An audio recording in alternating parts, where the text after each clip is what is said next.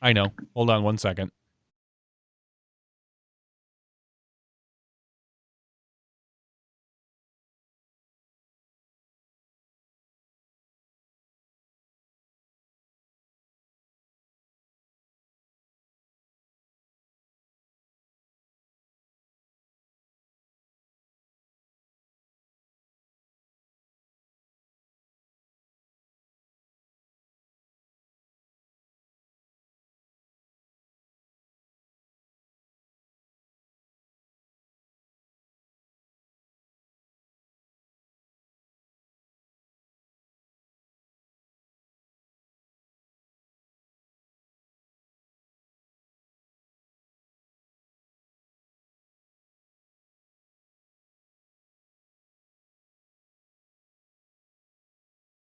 All right.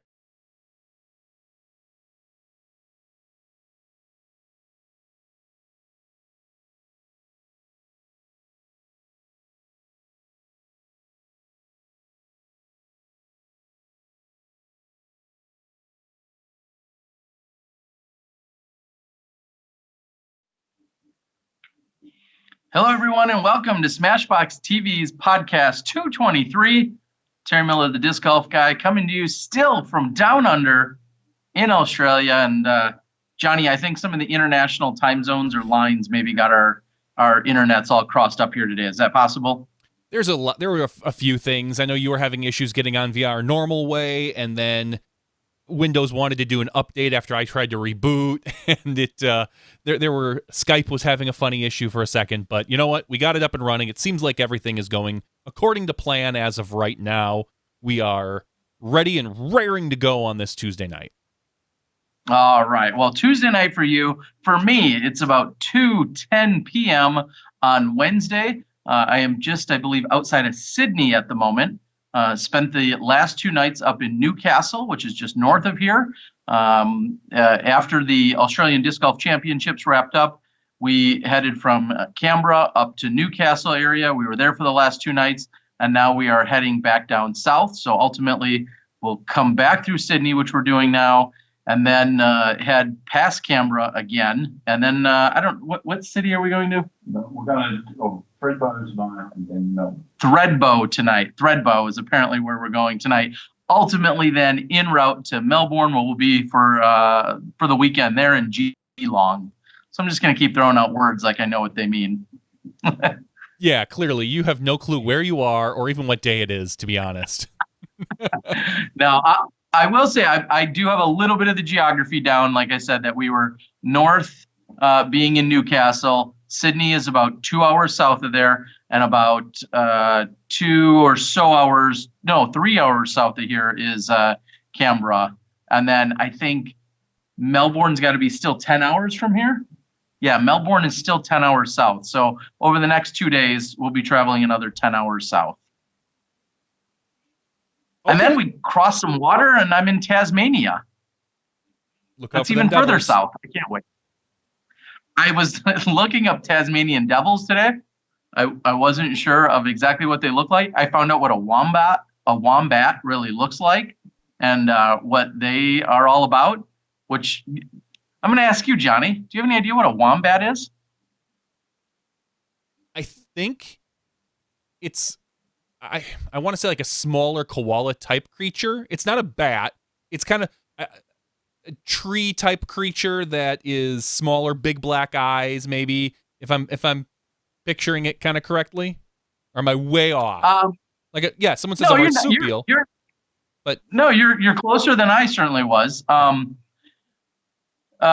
Think of a thicker, fuller, huskier, like I would say pug or dog, like of that size, that general size. And I don't believe they're tree type creatures at all. No, in fact, they burrow into the ground. I was thinking of, just so everyone knows. This is a wombat, right here. There you go. That is which not you do not want to hit with your car, I've been told. It sounds like it would make quite, apparently they're quite stout. I think that's a good word. I think they're quite stout and thick animals. So you would not want to hit one with your car, nor a kangaroo. I can't imagine that one. In general, you don't want to hit anything with your car, so. But all right. Well, here we are again. We'll get more to the National Geographic. I've got a lyrebird to talk about. I've got so many things that I've learned about. I'm a cricket expert now that I've been down here. There's so many other things to talk about. We'll get to some of that later. But for the show, which might be a little bit on the shorter end today with all the travels and everything we have going on, I think the plan is we're going to recap the Australian Disc Golf Championships, which, of course, I was here for this weekend. We'll also, I think we're going to get a little quick preview and another taste of some international travel announcements and information. And I think we're going to hear that in terms of Luke Butch coming to us from an event talking about an event that's taking place in Thailand in February. So lots of international action. You'd almost think I'd get a little bit cultured while I'm out and about, but I make no promises of such. I would not. I know you, so I would not say that. I did, however, as out on the board as described, I did, however, find a way to have pizza over at George's just about an hour ago, and it had some kind of peas and broccoli on it, which is way outside my comfort zone. I could see, even though I would not ever order that, I could see peas on a pizza.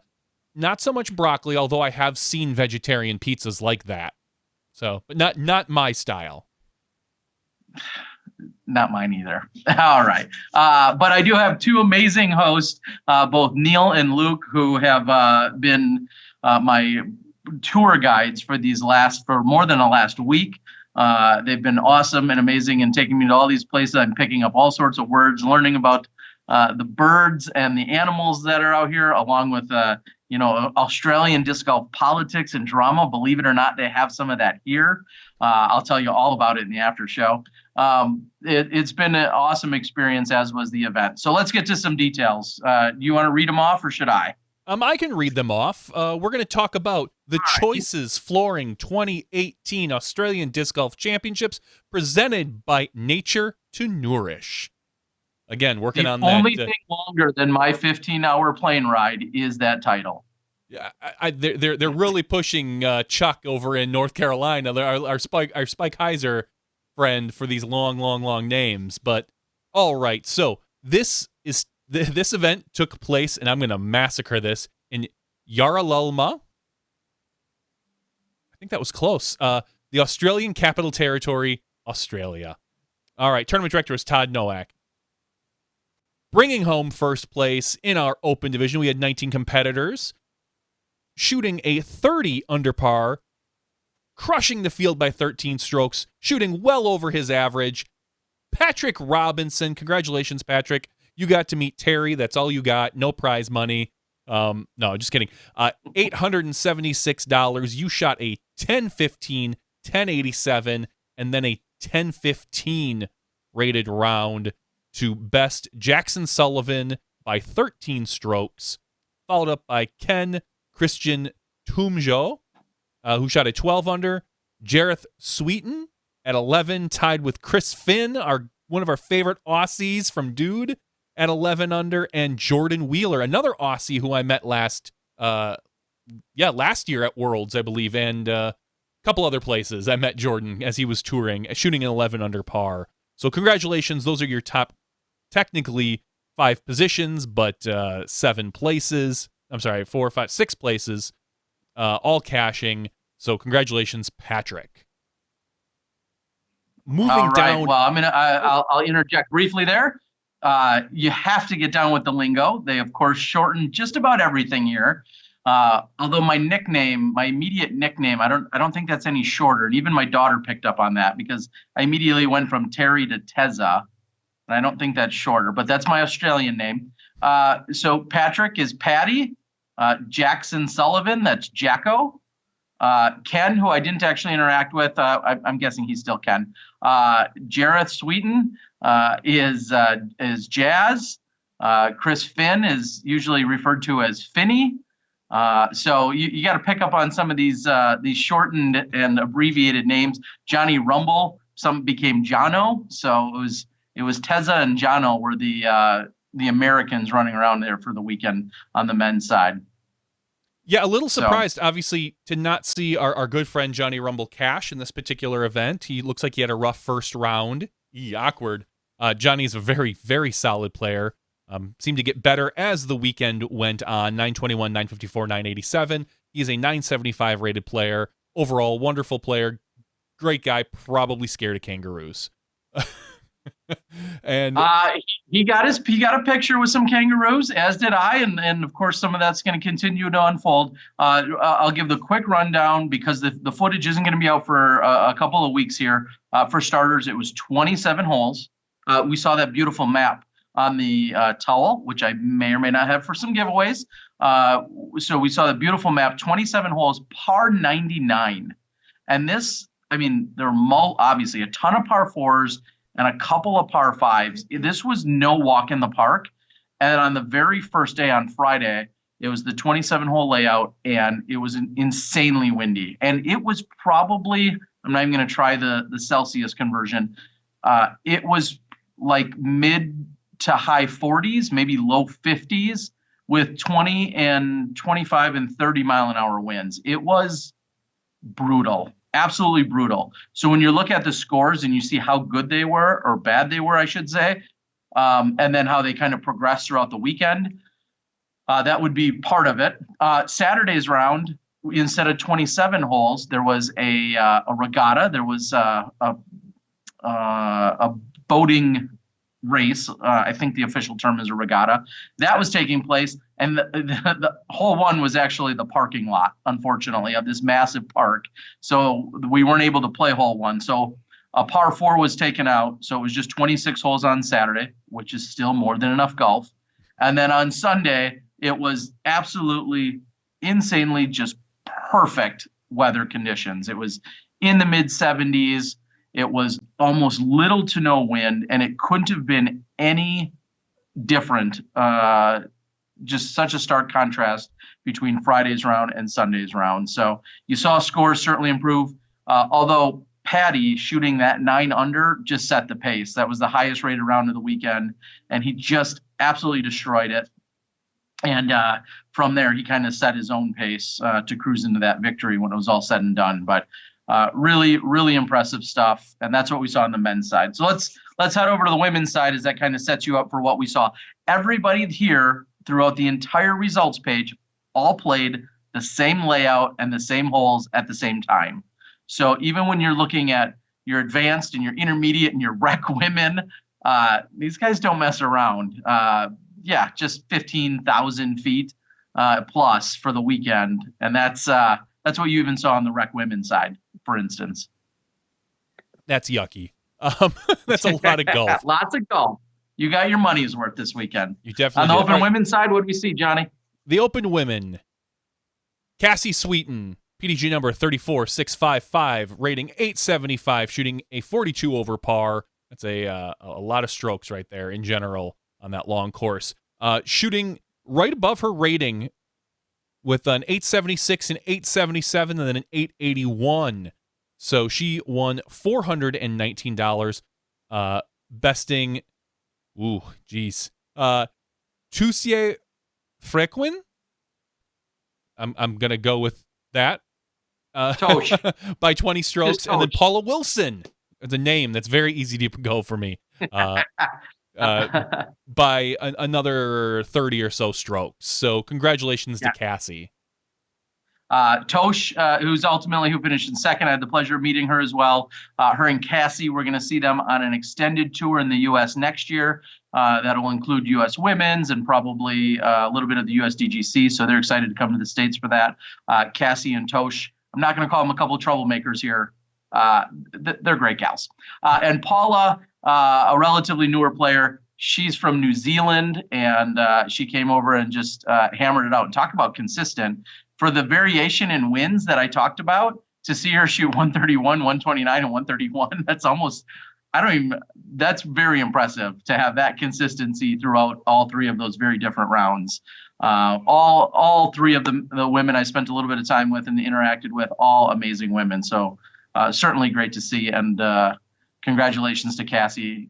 Cassie and Jazz are going to be in charge of running the tournament, the one-day C tier that's taking place down in Geelong here on Saturday. So excited to see them and stay with them in a couple days as well.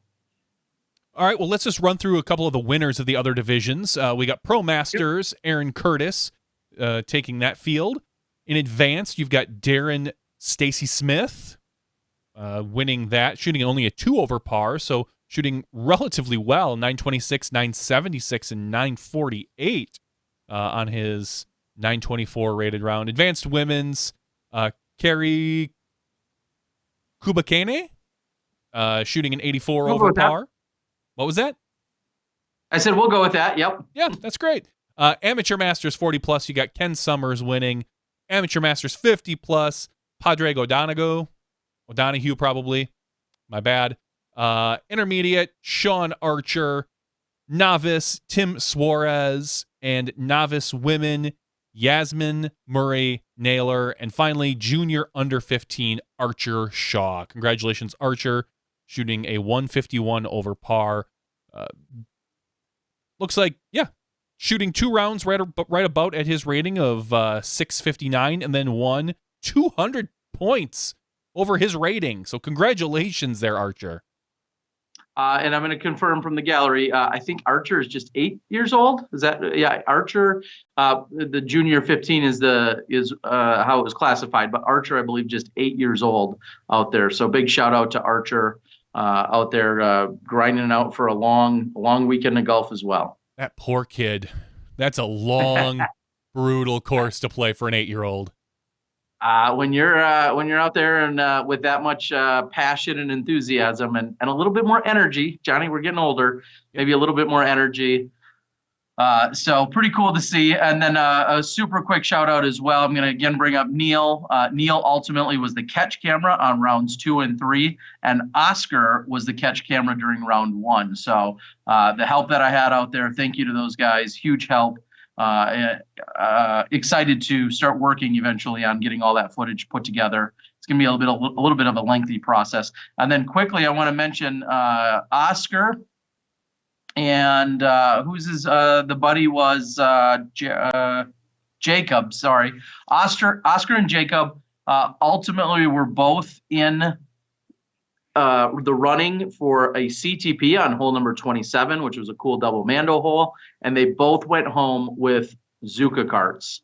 So pretty solid. That a single shot on the weekend each netted them a Zuka cart. One came from the Australian distributor, Margaret, I believe was her name, and then the other one came from Johnny Rumble and myself and Zuka over in the U.S. So shout single out to Zuka throw for that. netting you a Zuka cart, pretty awesome.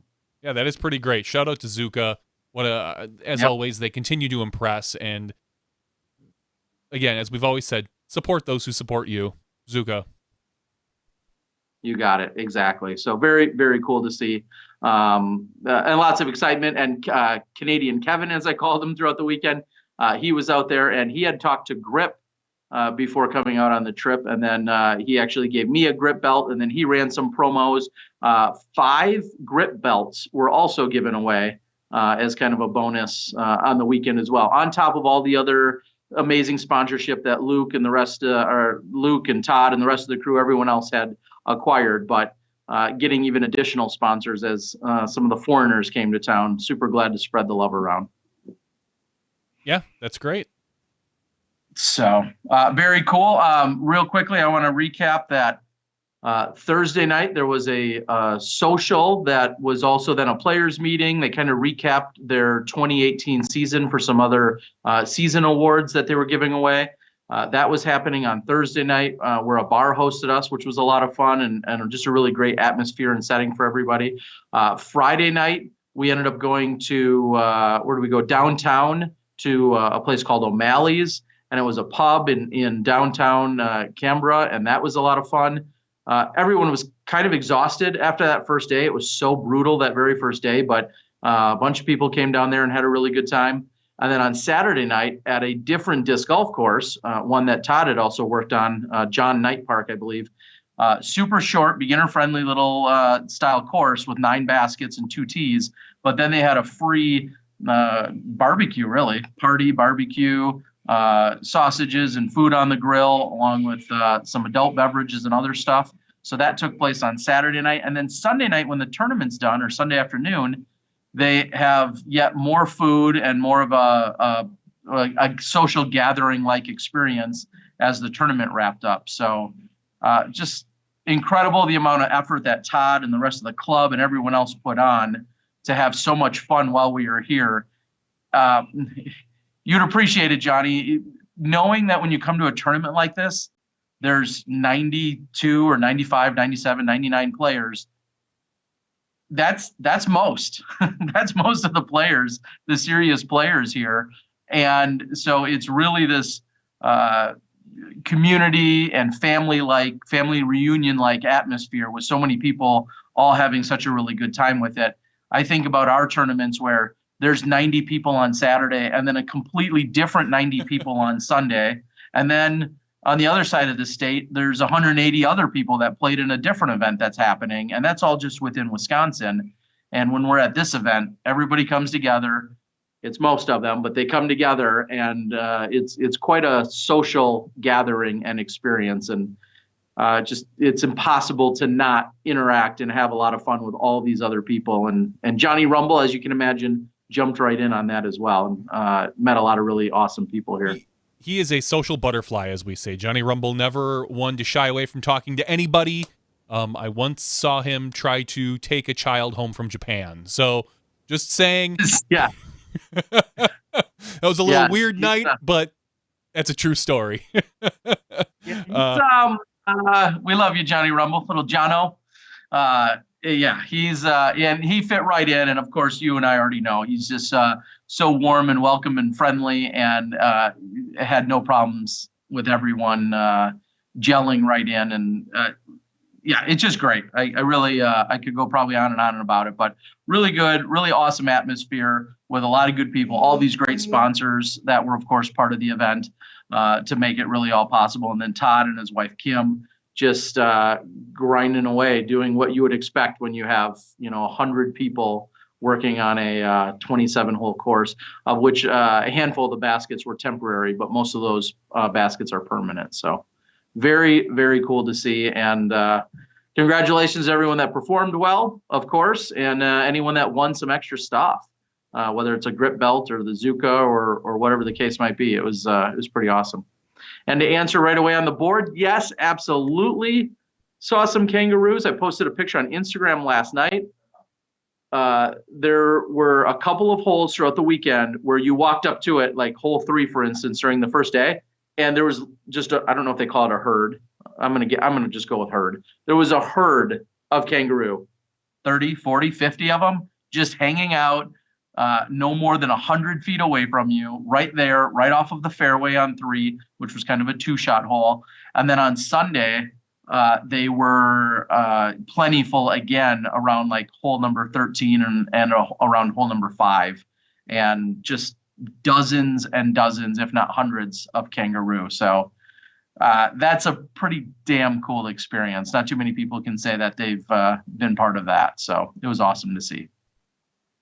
For those of you that are wondering, no, Paul Macbeth will not be joining us this week. I did update the title of the YouTube, and it didn't take. And Terry will update the thumbnail probably at some point, and we'll make sure to get that updated. We are a little bit behind today with Terry being overseas, so it's some things fell through the cracks a little bit.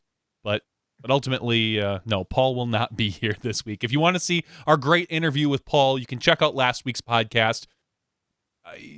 Paul, as always, what a phenomenal guest, giving us all the insights and details, and us, as we do, pulling out that little bit of extra from him than some of the other places tend to get. So go ahead and give a good listen there, and you'll get some good information. If you haven't been following online, a lot of what we talked about has already been pushed out there, but it's always nice to hear it right from the horse's mouth. So you got it. And speaking of which, again, my host here, Luke, informs me mob, troop, or court. All terms for a collection of kangaroos. Mob, I knew that. I knew mob. Or court. I didn't know the other two. I knew mob because just the other day, we have a calendar that has all these, every day it's a daily quiz, and it was a match the animals with their grouping. and it said one of them was Kangaroos, and by process of elimination, we had one of two answers, and so we went with Mob, and we were right. So I knew that as of about 3 days ago for some reason. How funny. Well, that's what we saw. It was, again, it was awesome. And if I think back to even the experience of the fact that they played 27 on Friday in terrible conditions, 26 on Saturday, minus hole number 1, and then to get together on Saturday night and have people grilling out, people enjoying wine and beer and everything else. And then a bunch of us actually went out and played 9 or 18 holes on the pitch and putt course as well. And it speaks to the excitement and the involvement for everyone here to take in the golf and to enjoy everyone's company and the camaraderie. And believe it or not, Johnny, we have to give Don Hunkel some props and maybe a little run for his money. There is now a collection. I don't know what a group or a herd of turkeys are, but there's a herd around here that come from Perth, and they call themselves the Turkeys. And they give our local in Wisconsin, Don Hunkel, they give him a run for his money on his turkey call. Oh, and wow. So they're cackling throughout the course. And when they get together in a collection, a great group of men and women over there. So shout out to the turkeys, along with all the other fun cliques that we have that are around here. All right. Real quickly, I do want to throw in there. We are looking to talk to Luke Butch from Thailand. I think I'm going to try and message with him in a minute. So if I'm not fully paying attention, that's what's going to be going on. We're going to see if we can talk to him, like I said, about an international event in Thailand coming up next February. How do we plan on bringing him in? Via Skype? Make that work. What's that? Are we going to bring him in via Skype? That I don't know. Will that work for you? It might. We'll give it a shot. Yeah, it sounds like we're having a few extra challenges, and it's funny that I have a computer set up in front of me, and yet I'm Skyping using my phone again. Not all the technology trying to play along nicely here today. So, right, Johnny, did you see anything else while I talked to Luke quickly? Did you you have anything else out on the PDGA? There's been a couple announcements, a couple articles. The PDGA is hiring. I saw that released today. Did you get a chance to look at that or want to share it with the world? No, I was actually going to talk about one or two other events real quick. Go for it. The Belgian Turkey 16, sponsored by Discraft, out of Chattanooga, Tennessee. Tournament directors Kevin Turner. This is obviously the 16th. This is kind of a stalwart in the post-Thanksgiving Day events. Joey Lutz defeating Chris Dickerson in Tennessee, which never happens. What? Chris Dickerson owns that state. Quite literally, I think he owns half the state now based on all his victories. Well, so winning. Yeah. Beat him by one single stroke. Joey Lutz, 10-10 rated player. Joey Lutz, no slouch by any means. We've seen his name at the top of other events. Looks like he shot he was besting Chris by 3 strokes after the first round.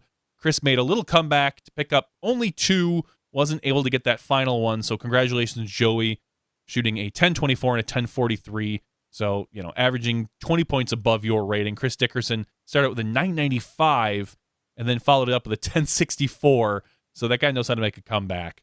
In third place, Dylan Brasil. Fourth place, James Cole. And 5th place, Brandon Brown. So congratulations to the top 5 there. There was only one open woman. It was Heather Young. So she wins. Congratulations, Heather. Pro Master, we got Jake Nye taking down the division. And one more event I wanted to quickly talk about. It is a local event. Cold Turkey 13. So this is an event that Terry normally runs, but because Terry is not anywhere near us for Thanksgiving, Tom McManus was kind enough to step in and do the tournament directing duties this particular weekend.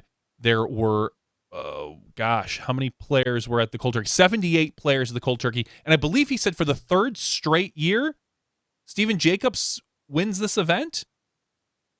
I thought I Wow, saw. is that his third in a row on that event? I feel bad that I don't know that off the top of my head. Or maybe I believe his third win. I'm not sure if it's third in a row, but It might I be also just would his. It believe might if just it be his was. third win for this particular event. Yeah, correct. Because last year he took second at this particular event. So let me get back to the results. So yes, so we have Steven Jacobs shooting a 12 under in a tie with Sean Butler, going into extra holes, but Steven pulls out the victory. Both of them shooting 113 at the end of the day. Followed up in third place by Justin Lammers and David MV Heasley. So congratulations to our top 4 competitors. Open women, there were 4 of them.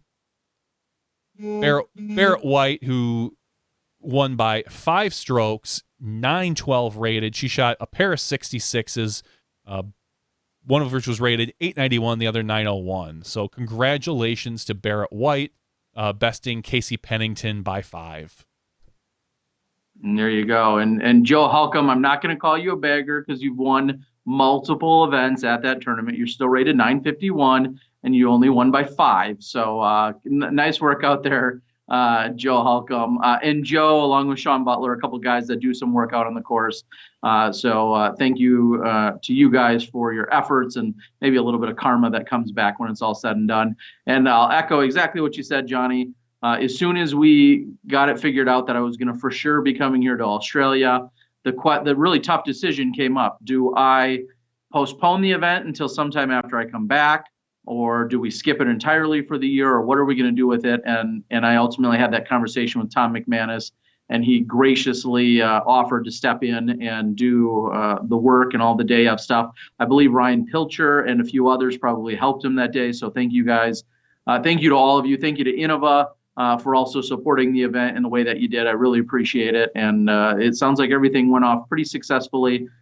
Tom added 2 extra holes ahead of time. We knew it was going to be a 20-hole layout. And so when it was all said and done, I think there were 2 withdrawals maybe late.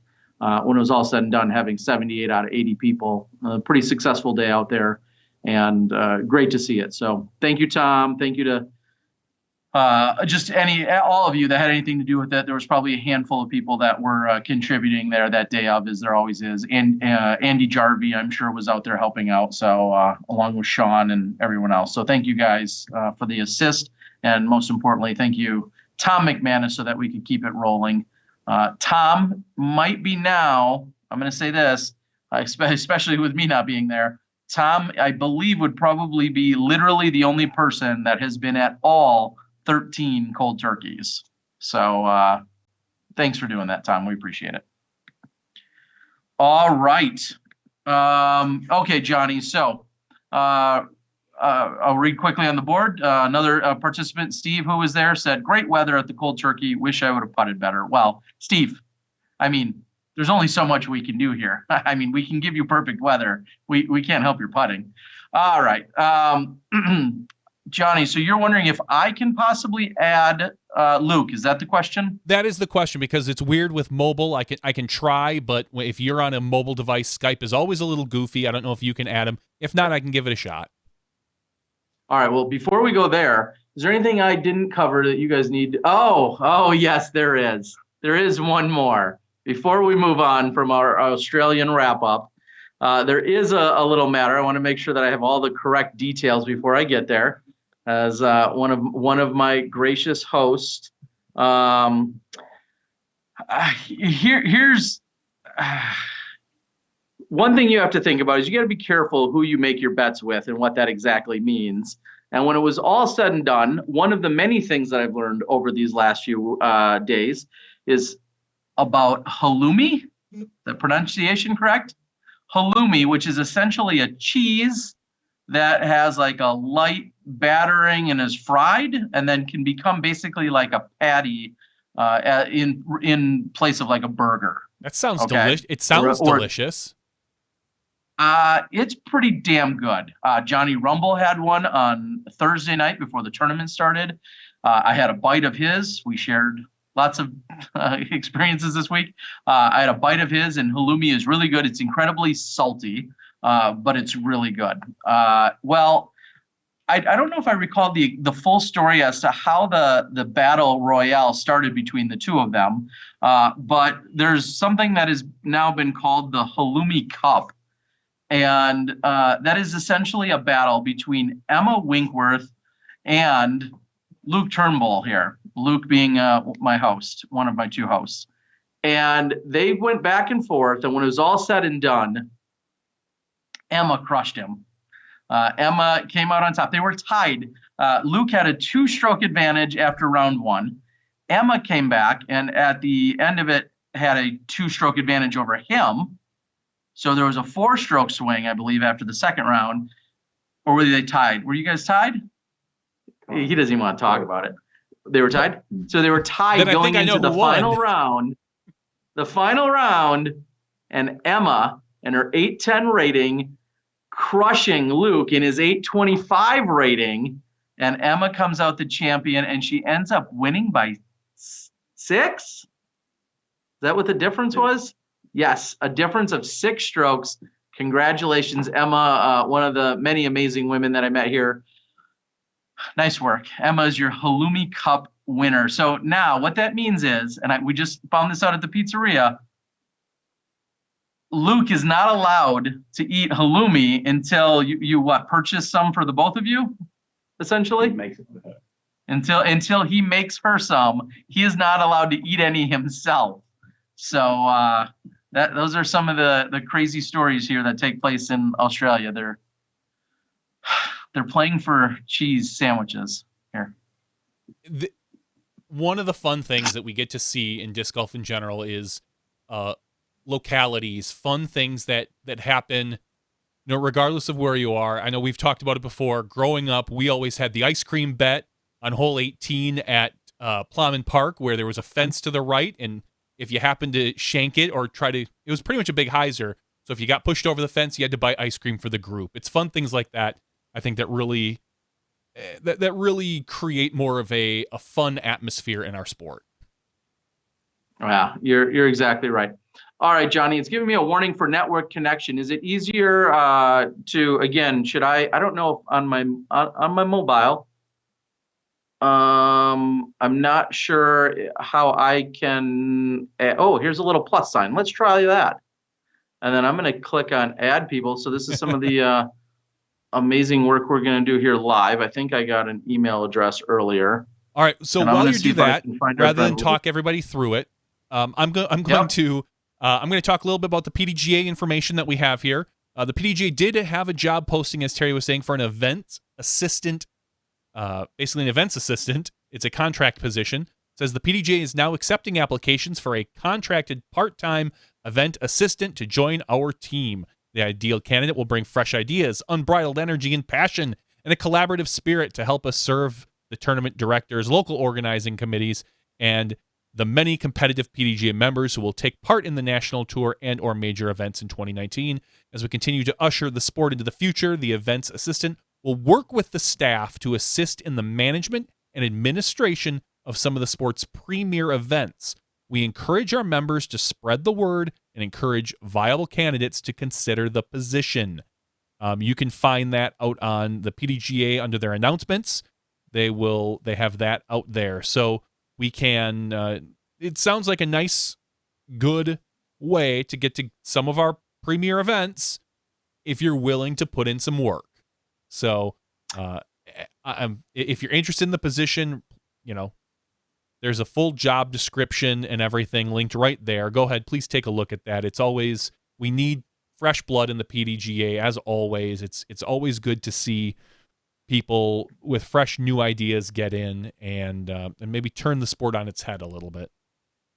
Well, and I'm just guessing, and I meant to reach out, and I kind of just ran out of time today to reach out and get a further clarification. But when I think about that job description, I somewhat think of a mixture, for those who know on our podcast, as we've either referenced or talked to them in the past. I think about a mixture of like a Michael Downs along with a Sean Sinclair, maybe a little bit of Marty Gregoire. I think of what those guys, along with Zach Schaefer and a few of the other guys, that when they show up to our big events, They're some of the the grounds crew, the hands-on grounds crew that might finalize a few details, button up a few loose ends, those types of things. And I feel like they're looking to make that a single person for a single position to doing just that. And you likely getting to the events a little bit ahead of time, doing some of that prep work and some of the things. And I'm guessing there's going to be, I don't know what it is said for physicality. I'm guessing there's going to be some physical things of, setting up some, tents and displays and advertisements and things of that nature. And for those who, just really for the best comparison, I think of Patrick, who, for those that know him on the Disc Golf Pro Tour, he was that guy, I feel like, on the Disc Golf Pro Tour this year.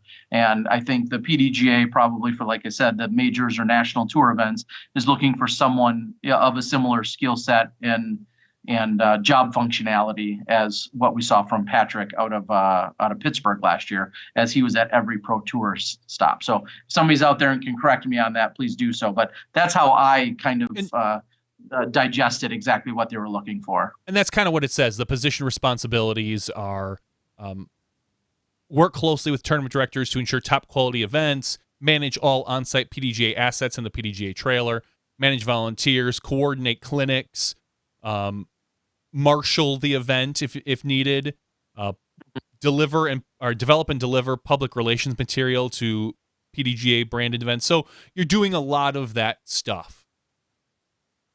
Yeah, exactly. So and again, it's just a matter of, when we talk about challenges or issues that can come up at some of our big events, and it's all too easy to point and say, well, why wasn't that taken care of? Or how was that overlooked? Or somebody should have been on that. It's always really easy for all of us to say that, but to have that person or those people in place, and sometimes the event staff is completely exhausted of it. The tournament director has exhausted their resources, all of those types of things. Well, now here's another person that the PDGA is looking to have to go do this type of situation. And I know someone like a Sean Sinclair has probably been very strongly pushing for this, him along with Michael Downs, to name a few of the guys that say, yeah, let's have this dedicated person. And what the beauty of that is too, is if it ultimately becomes a single person, there's going to be a consistency there, not only in expectations, but also in the delivery. So there'll be a consistency from event to event to event. And it's just a matter of finding that right person. So like you said, Johnny, if you're someone that's possibly young and maybe unattached and or have some flexibility for traveling around and being at some of these big events, I think it's going to be a good amount of work, but I think it should be really rewarding and be a lot of fun to be at these big events if that's the kind of thing you're into. So go out and Johnny, we don't make a commission on, we're not like headhunters, right? We don't make any commission on that? No, unfortunately not. Dang. Maybe I'll quit my job and join and apply for this. There you go. Yeah, I'd love to see you out there doing some work instead of pressing buttons. All right, I'm going to press a button. I'm going to try and bring in Luke. I'm not sure if this is going to work. I'm going to try and see if we can bring in. Whoa. Oh, that's actually they have house phones here too. It's really cool. Well, it's Australia. I don't know if this is working. I'm going to try and see. Okay, got it. I don't know what that's doing. Oh, I might be reaching out to a different Luke in another country. All right, I'll try and hit that add button and we'll see if this works for him.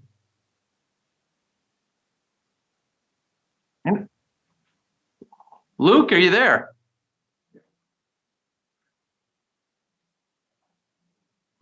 Nope, we don't hear him. Would it be easier, Johnny, for you to Oh. briefly hang up with me and then try to reach both of us, or not necessarily? Well, sure. Let's give that a shot. I mean, Oh, wait. It looks like Luke just joined. I'm trying to. He's here. Yeah, all right. Nope, we don't hear him. Would it be easier, Johnny? No worries. We'll give you a sec. If you could just mute, you'll probably have to mute your. There we go. Yeah, you'll have to mute your YouTube. Yeah, where we have that. Luke, how you doing tonight? Oh, he may have muted his whole phone. No, it looks like he dropped off the call.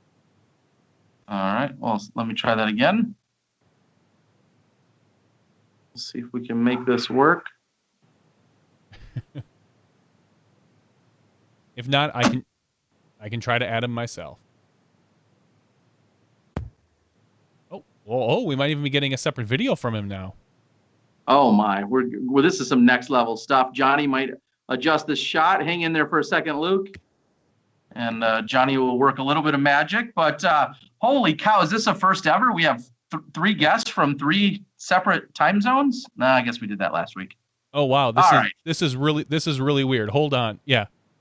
Some Inception going on. Give me one second. Luke, you're on. Everyone can hear you. Go ahead and talk. I will get you on the screen in like 2 seconds. All right. Don't pick your nose yet. Well, everyone, welcome to the show for the first time. One of our most distant listeners, Luke Butch. Luke, how you doing tonight, buddy? Doing good. Glad to get on, and word has gotten out a bit about Thailand disc golf, especially this past week. So good to get on and talk about it a bit. I know. I feel so blessed that here I am in Australia with this amazing experience, which I still have more time with, and I want everybody to come to Australia and experience it for any of their events that they have taking place. And for you, you're planning out a couple months, and we saw some of the postings, some of the details. Thailand, 2019 February. Give everyone some of the details. So we had an A tier this past February that was attended by some top pros, and we had 105 players with only a 9-hole course, which probably has never been done before. How do you run those through? Is that all tee times and then you just keep rotating? We did 3 flights a day of 18 holes a day. And then and it was a full day, and we had two of the days were on the permanent layout at Samui Disc Golf, and one day we played on a private island where we rented a small private island for the day, and we used that and put on a temporary course, which also maybe has never been done before.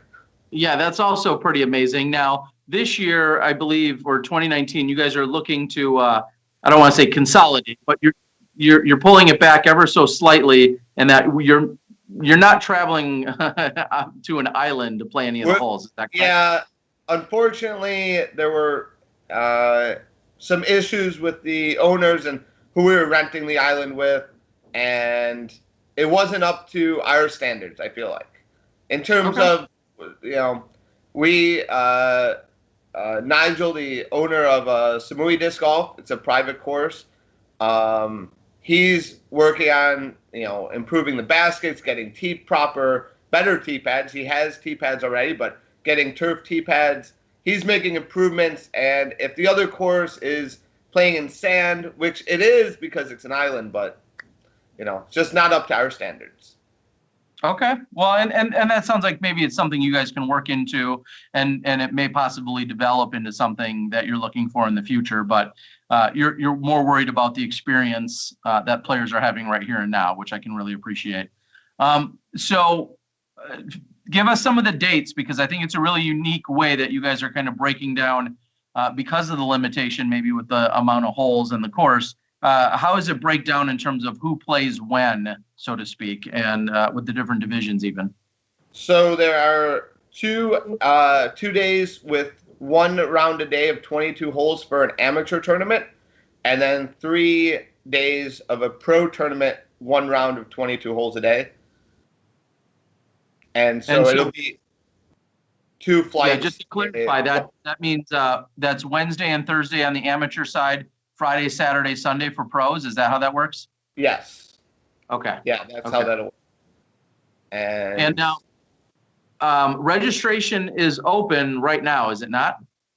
Yes. I'm opening it up on my phone right now, and right now we're opening it to about 72 spots for each side. We're going to hopefully have some more spots, but right now there's 49 amateur players registered out of the 72 spots.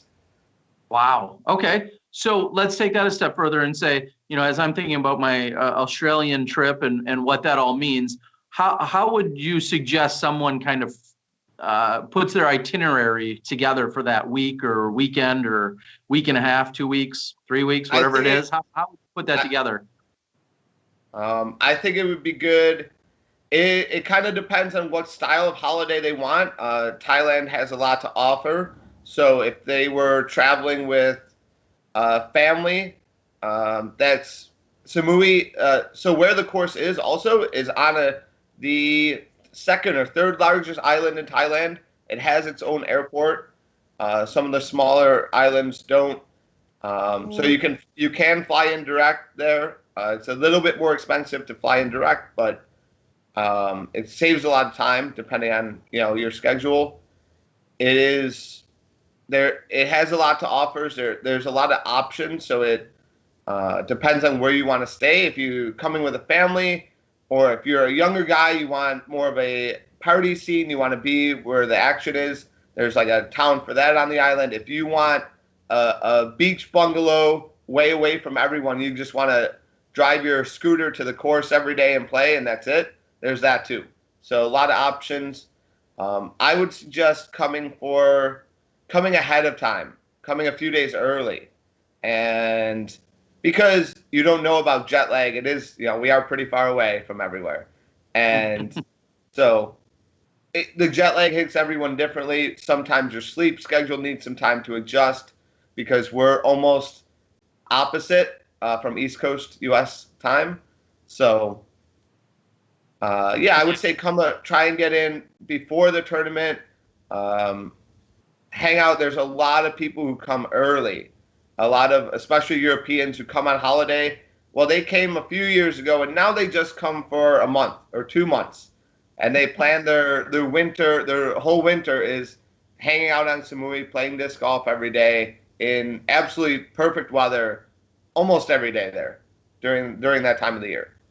All right, so let's talk about some of the specifics. You just mentioned there's lots of different options in terms of lodging and what style you want to have while you're there on site. Is it fair to say that things are relatively inexpensive if you're, say, coming from the U.S., which I think most of our listeners would be, not all, but most. If you're coming from the U.S., outside of the plane ticket, everything's relatively inexpensive. Is that a fair assessment?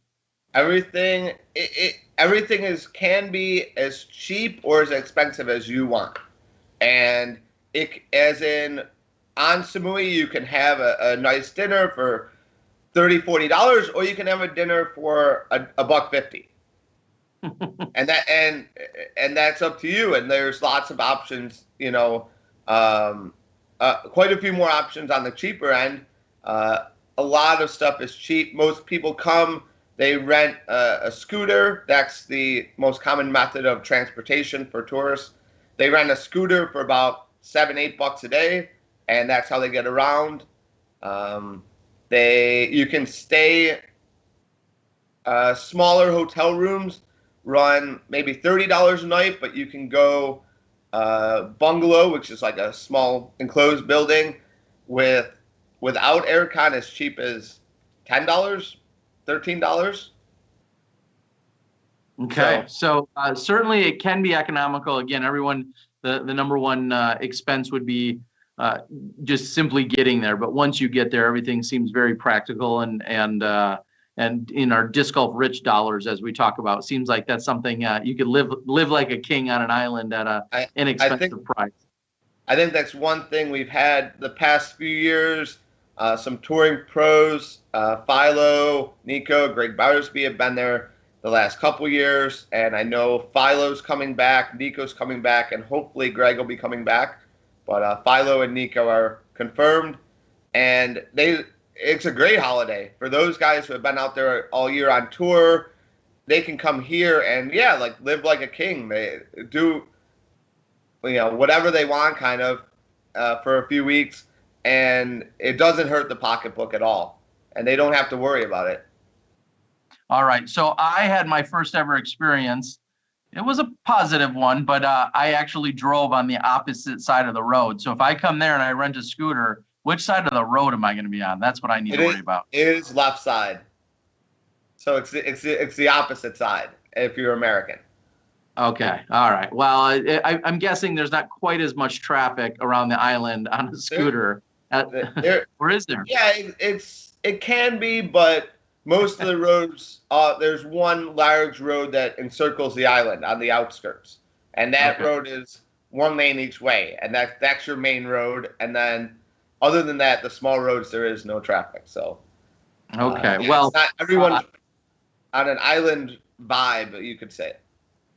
Awesome. Now, this year, you just talked a little bit about the registration. It seems like it's moving along just fine. I'm guessing it's going to probably sell out maybe by the end of the podcast. So I would suggest you hurry up and get signed up. So this year is moving along, but I believe you've already teamed up with Dynamic Discs, possibly for this year and for something pretty crazy for next year. Give everyone the quick rundown there. Yeah. In 2020, we're unsure of when yet.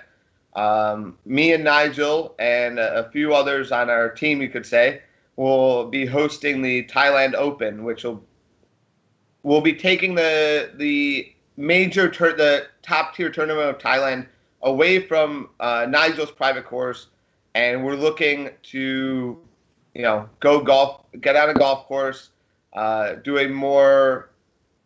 a different style, more professional style of tournament.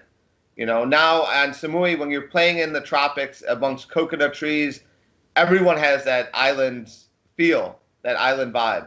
And we're looking to go, we've outgrown that small of a course.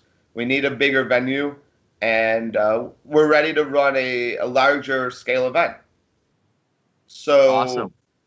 DD has teamed up with us, and on Dynamic Discs, you can go buy a fundraiser disc for this year's February's tournament, and a portion of the proceeds from that go to support our tournament.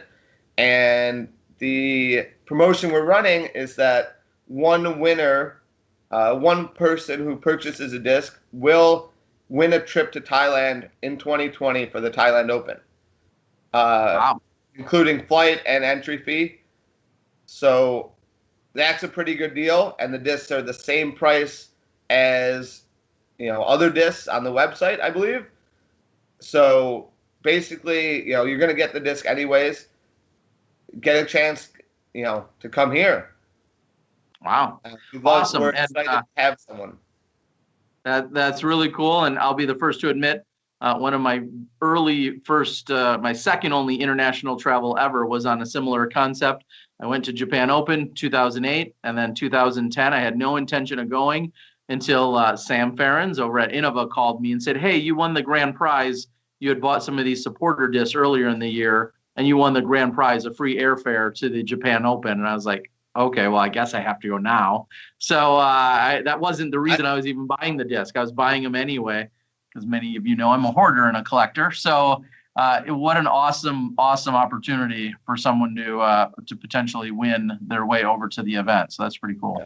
And while there is no more Japan Open, I was there in 2010 and 2014, and I've been to quite a few big tournaments in my life, and that was definitely the best disc golf experience that I've ever had.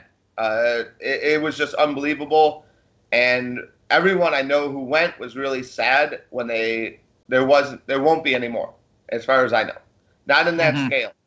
And one thing I know is that in Thailand, because so much is cheaper, so much is more affordable, that we can do an event on that scale in the future a lot easier here, because of it doesn't cost so much to have staff and rent the course and have player amenities, and the food is a lot cheaper. And so down the road, that's what I'd like to build, is a Thailand Open along that scale, and maybe also in the scale where it's at a more secluded resort and everyone stays together. That was part of the fun, I thought. I totally agree. It was a really unique experience. And like you're saying, to be able to make it a little bit more affordable to come to a place like Thailand. And this is really, having you is also so fitting, because as I'm sitting here in Australia, just the overall international experiences. If somehow you're fortunate enough to get to a place like Australia or get to a place like Thailand, or heck, do them both. Just anytime you can travel and see the culture and the people all while enjoying, having these Frisbee routes that we do. It's the greatest memories I have are Japan Opens and Sula in Norway and being here in Australia. Did I lose you?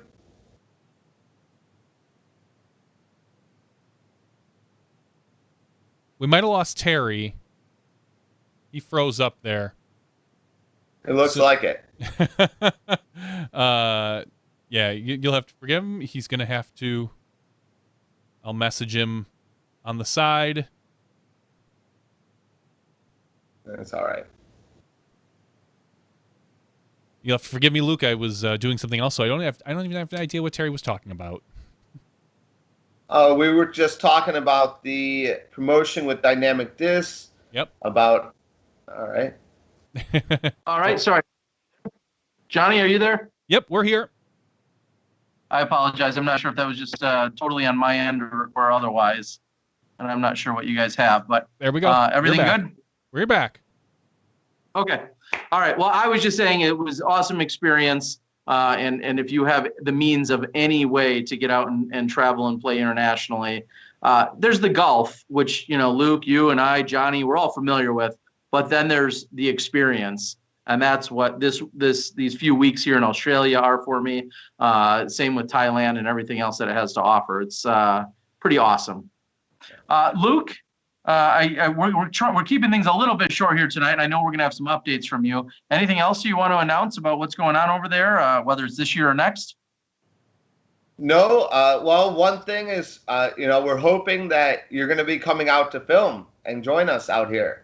And we're looking forward to that.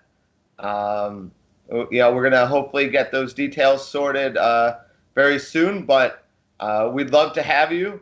I think the weather, the atmosphere, it's just fantastic here. We're running into, the only problem we have is that now whenever everyone comes, they want to come back. And so now we're having too many players for the course.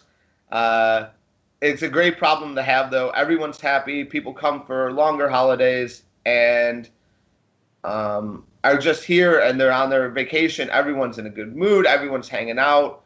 And so, yeah, there's just so much more than just the disc golf tournament part.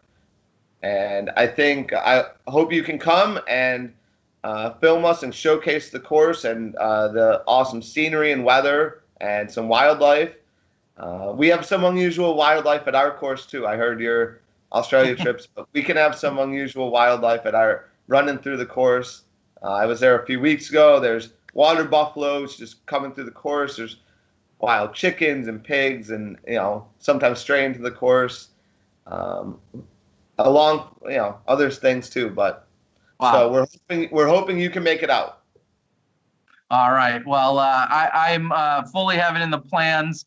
I'm all but need to move to this side of the world. It seems like, with all the amazing things that are going on here in Australia and what you have going on, and it's just awesome. So I'm looking forward to it.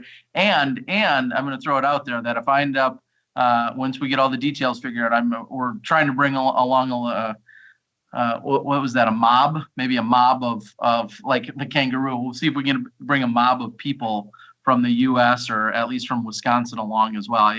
I've got a couple of really interested buddies that are talking about joining as well. So we may have a full. I know if they don't come and you start sending them pictures of the great weather. I'm from Buffalo, so I know all about the snow. And if you're here in 85 and sun every day and they're back there in 20 and snow, they're going to regret it. I know that much. I totally agree. And Johnny Rumble, who was here in Australia, had an awesome time. He sent me just before we had you tonight. He's like, what again are some of those dates and details?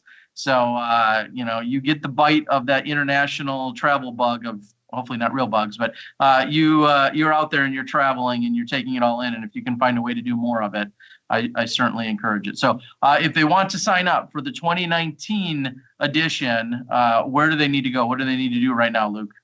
can click the link on the PDJ events page and also disc golf scene, Samui Swine Classic 6. All right. All right, Luke. Well, we're going to cut you loose for now. We appreciate the updates. I'm hoping by the next time we talk to you, the event is going to be full because it sounds like you just said 49 out of 72 amateurs already signed up. And then we already have a handful of top pros. So make sure you go out there, get signed up right away, and maybe we'll get you on some of the video action and get you out there and enjoying a little action on the island. Yeah. All right. All right, pal. Have a good night. Thank you so much, Luke. Take care. All righty, Johnny. Looks like I'm not sure if Luke is going to be permanently stuck on our call or not. No, looks like you've got it all taken care of. Look at you. You're so talented. We're good. We almost kind of know what we're doing. I wouldn't go that far. No, 223 episodes in. All right. All right. So pretty exciting stuff. Johnny, any interest? Thailand? Huh? There's a ton of interest. The question is the reality of it, because I believe, when was that again? The end of January? First week of February, essentially. First week of February. So tough for me, because, again, I'm taking a week off for a cruise in March, and it's family, and I know, lots of excuses I have, but we'll see. You'd be back by your wife's birthday on the 11th. Maybe not. That is her birthday. Oh, congratulations. Did you know that? I knew that, yeah. Because we used to leave every year for the cracked plastic on that particular weekend, and I would leave every year on her birthday. Let's talk a little news that we've had this particular week in the PDGA and the sport in general. Don't normally talk about this, but I was going to bring it up, where this is the season of new discs. Like, it seems like from about November through February, you start to see a bunch of new plastic getting released and approved by the PDGA. So we've got a company called Above Ground Level Discs, AGLD. They had 2 discs approved, the Madrone and the Manzanita. So those are 2 discs. You can go to the PDGA and see them. And Latitude had 2 discs approved, the Pioneer and the Recoil. So both of those, or all 4 of those, are new discs. I don't know if we're going to do that very much. I just want to say, hey, if you're out there and you're listening and you have a disc approved, get it to Disc Golf Nerd. Let him do the review.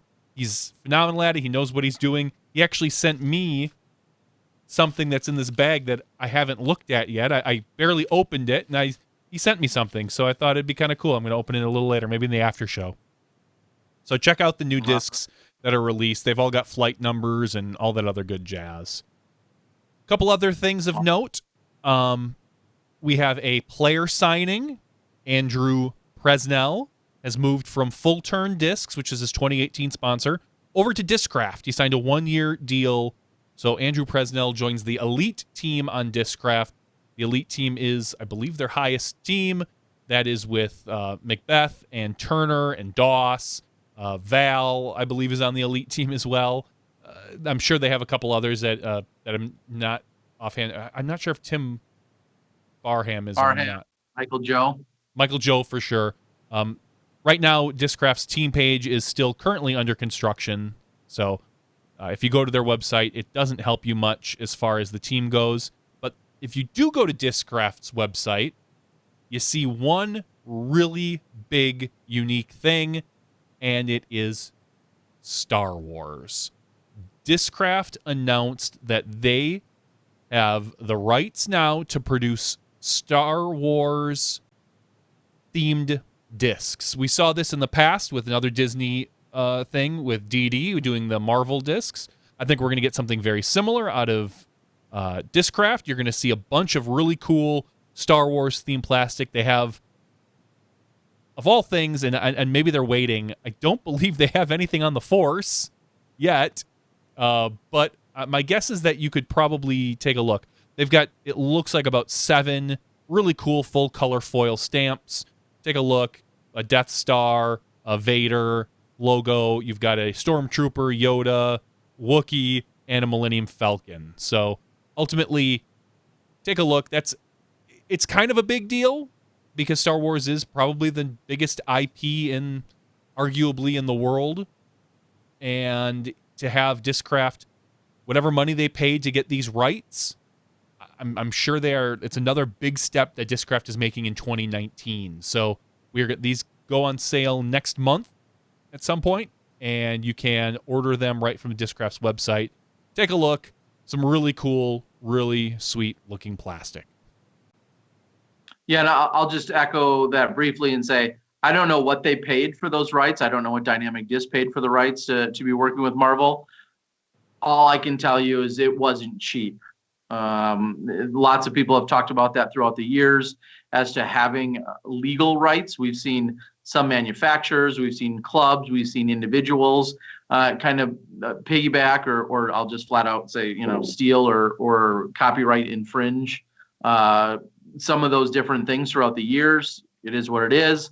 However, to go out and legally obtain some of those things and to have those actual rights, and I know without knowing too many of the details, I know that there's certain quantities in which they can run. That doesn't give them a blanket. It probably doesn't give them a blanket approval to just run as many as they want. There's all sorts of guidelines and steps, and I don't know any of their details, but there, I'm sure, are a ton of individual, very specific guidelines and regulations that are all part of this actual contract.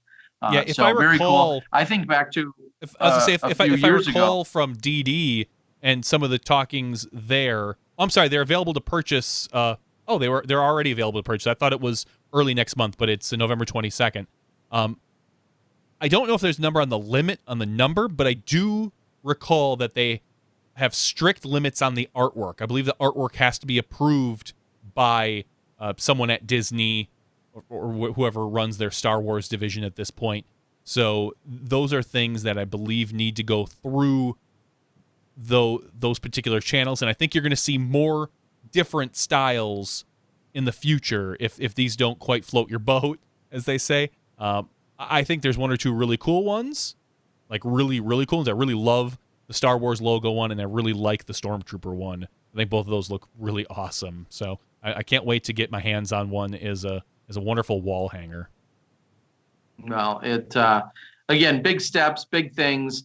I think back to a number of years ago when a gentleman was going to go out and try and get some licensing, and his name is Kevin. He's out from on the East Coast, not far from Maple Hill and Steve Dodge and that territory. And he went out and did a lot of researching. He had bought, I think, dozens, if not hundreds, of Disc Golf domains. And he had a lot of ideas in terms of branding and licensing. And when it was all said and done, one of the things that he ended up going with was the Three Stooges.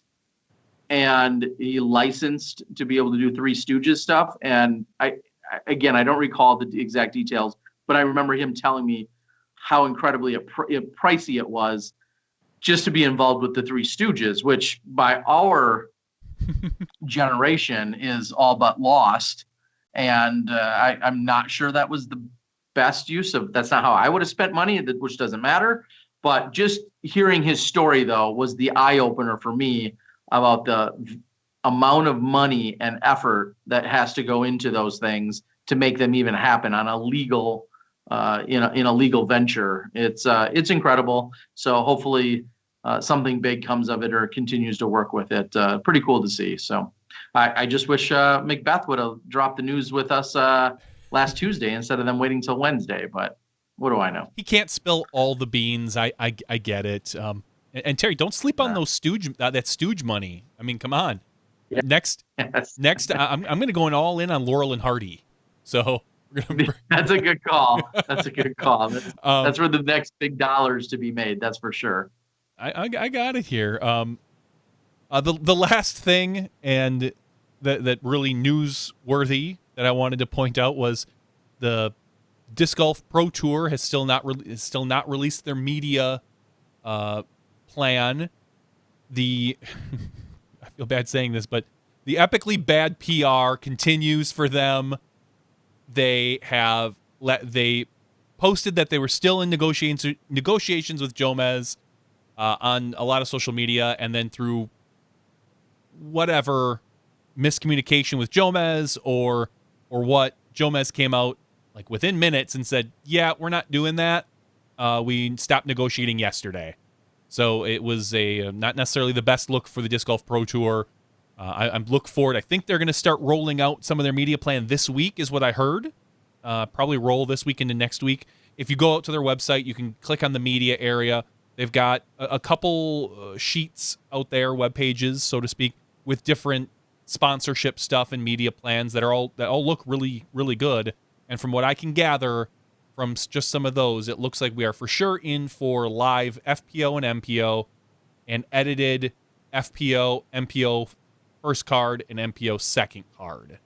So I don't know what else is going to be out there. We'll wait for the media plan, but ultimately those are for sure, it sounds like the six edited rounds every day and then the 2 live rounds. Yeah, and I just happened to go, and I'll admit, obviously, I've been pretty busy. So I just happened to go out right now to the dgpt.com site.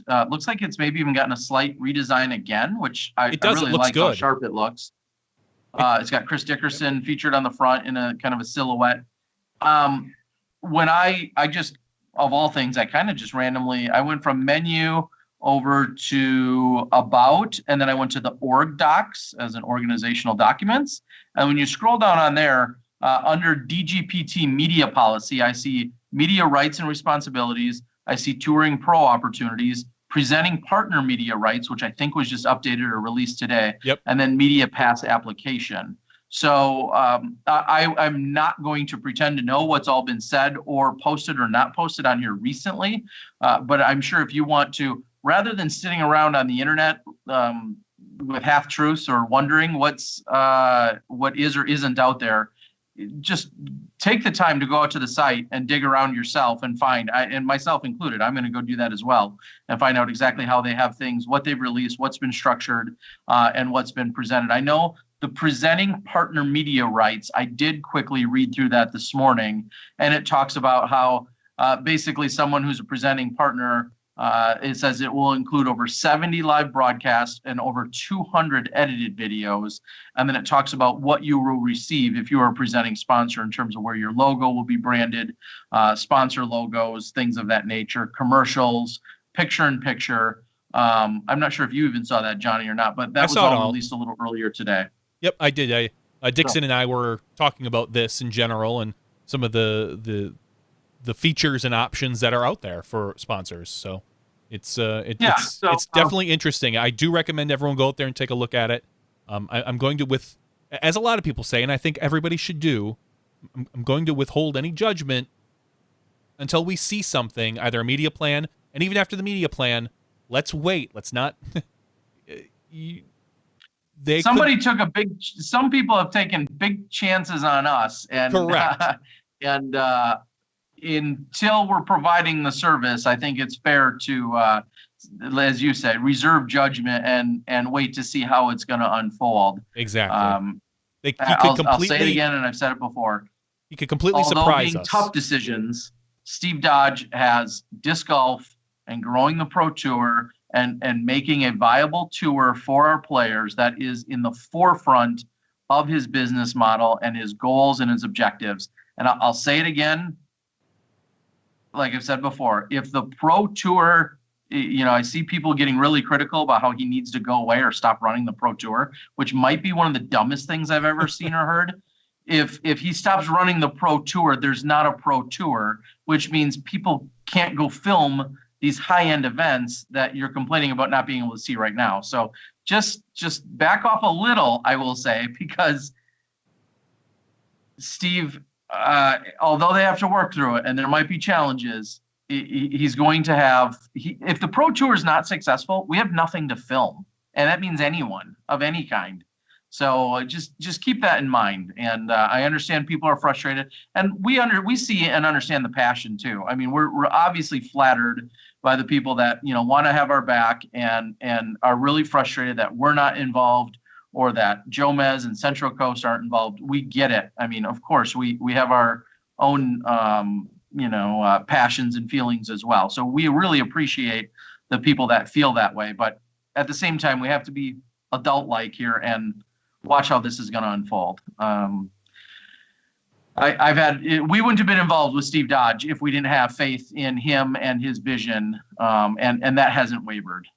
We just have to wait to make sure it happens. And if it does go down in a ball of flames, we just charge him 3 times more, and then he has us back, or not. I don't know.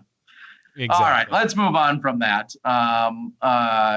But yes, continued talks. We've seen that, all part of the discussion. One thing that I am surprised about, and we'll open the after show with it or talk about it a little later because I want to close this out.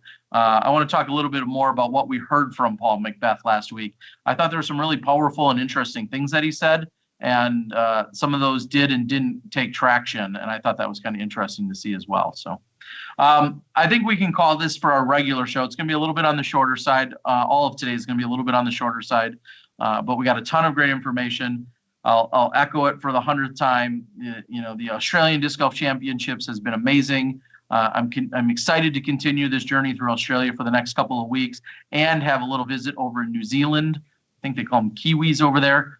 Super excited to partake in all of that. And my host in Neil and Luke have been nothing short of amazing. And the people that I've met along the way with, including Todd and Kinga and all the other people that I shared a house with, just such an awesome experience, along with so many other participants and the players and the sponsors and supporters. So thank you to all of them, everybody I just mentioned, and then some. And then I want to thank Luke Butch for joining us.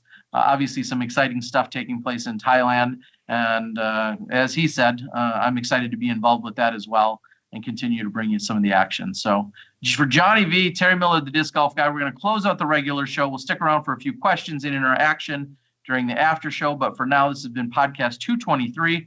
We'll see you in the after show when you step inside the Smashbox.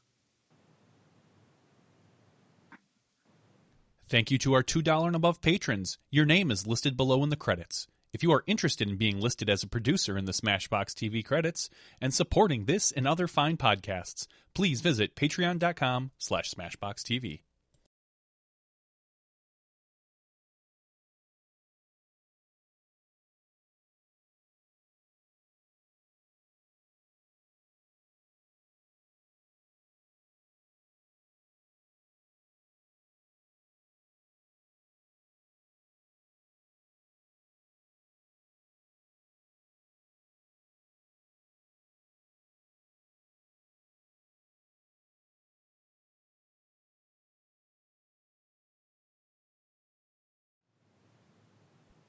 Hello, everyone, and welcome to SmashBoxxTV's podcast 223 After Show. It's not the same when I'm not there with you. I know, it's harder across the world. So after show makes me think of after snow. What kind of weather do you have in Milwaukee right now? Cold. It really depends on where you were. The city of Milwaukee, where I am, got literally a light dusting. It didn't even stick to the concrete hardly. I drove my daughter to school, which was about a mile south, and they had 2 to 3 inches. Wow. So it was, for those of you that know, it was about the 894 area. Anything south of that, you started to get accumulation. Anything north of that, it wasn't too bad. And the further south you went, we saw Illinois get hit with a relatively big snowstorm. I believe the very southern point of Wisconsin got up to a foot, is what I heard in some places, depending on what was going on. So it was interesting, but ultimately just cold here. Okay. I asked Johnny Rumble, who left what would have been Monday here in Australia. He left. He had a 15-hour flight to Texas. That went very smooth for him. Thanks. Shout out to our peeps at Qantas. Take a free upgrade.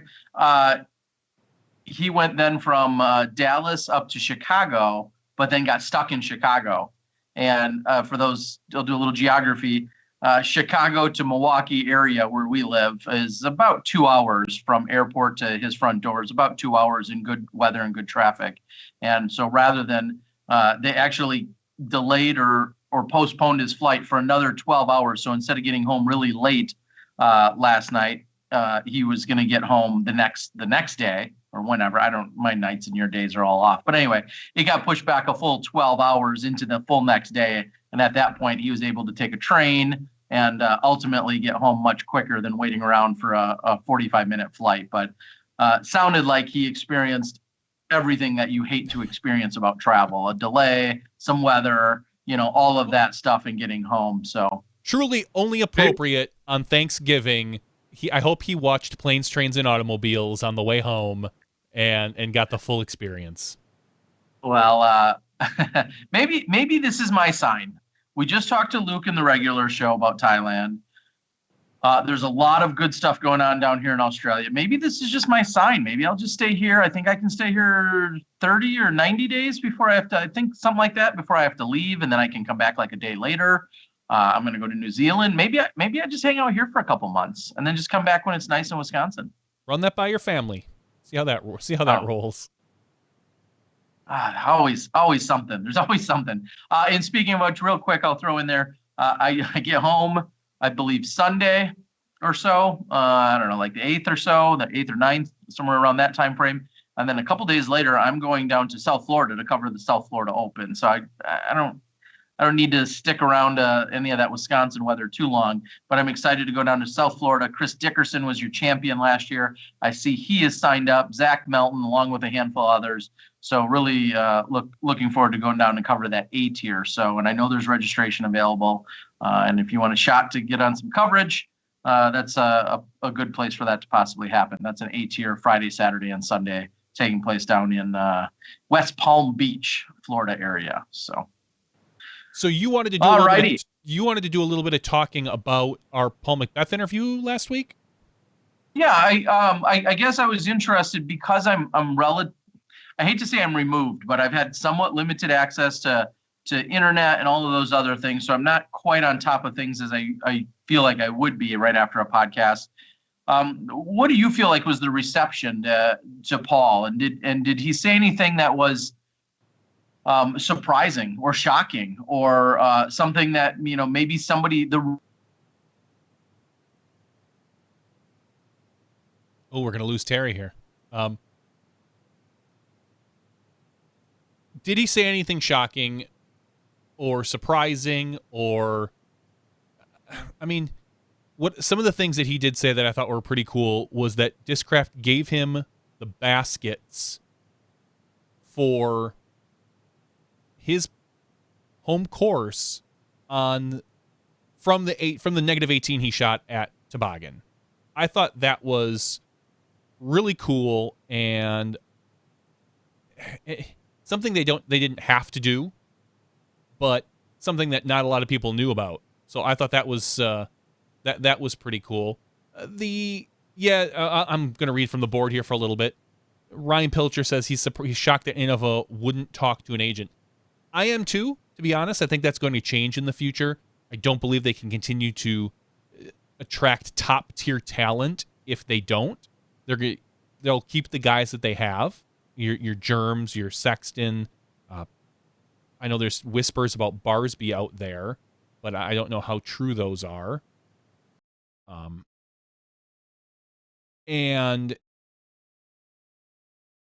But I think disc golf agents are the future. I think you're going to see these people get representation for themselves, people that know what they're doing and can get the best deal for them. So I think that is one of the things you're going to see. Everything is kind of going a little. There we go.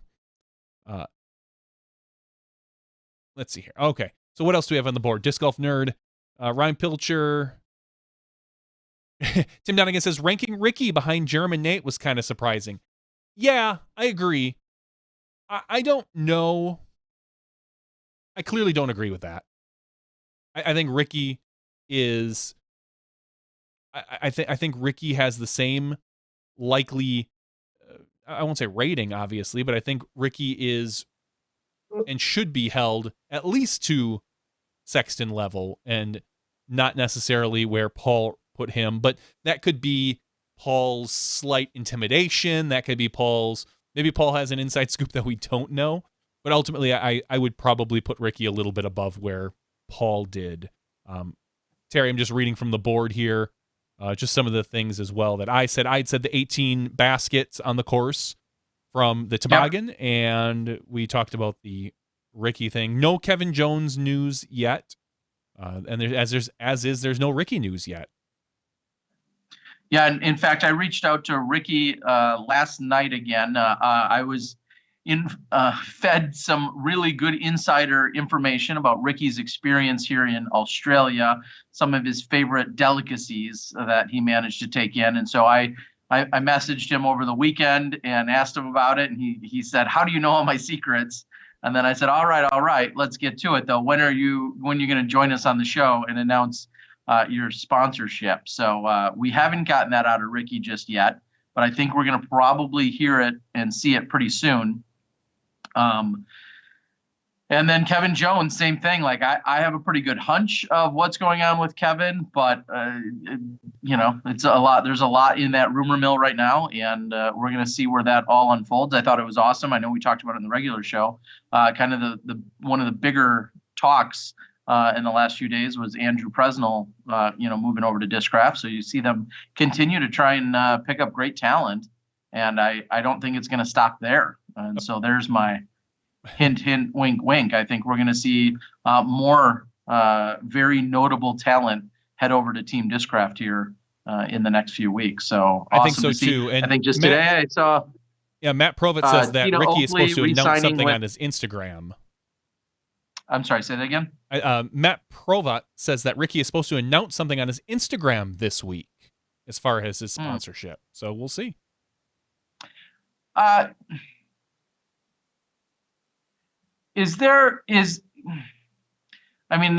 all about being creative. Is there any more official way, one way or another, as to where or how you feel like players, assuming they're not doing it with us, how they should be announcing their sponsorship? Do you like articles, with PDGA or Alta World? Do you or whomever? Do you like other podcasts? Do you like Instagram feeds?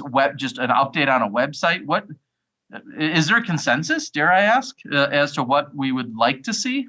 I don't believe there's a consensus. I do like players doing it on their own social media.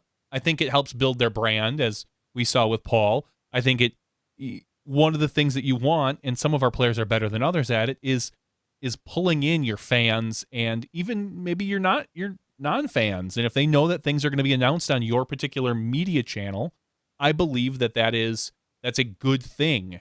So having players announce on their own social media makes sense. And then immediately after that, coming onto our podcast. Yeah, I mean, in theory, we could feed their social media through our channel. We could.